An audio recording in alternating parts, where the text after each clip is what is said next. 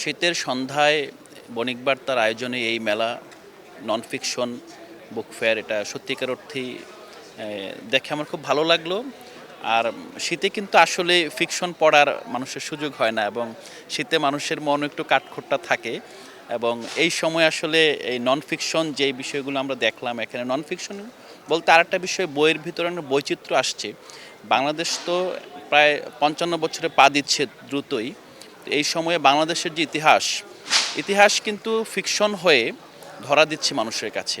তো আমাদের বেশিরভাগ বইপত্র এখন যেটা দেখতে পাচ্ছি, সেগুলো আসলে বাংলাদেশ সত্যিকার অর্থে তার আত্মপরিচয়ের অংশ হিসাবে, আত্মসচেতনতার অংশ হিসাবে বই পুস্তক পড়ছে এবং বই পুস্তক প্রকাশের দিকে মানুষ আগ্রহী হচ্ছে।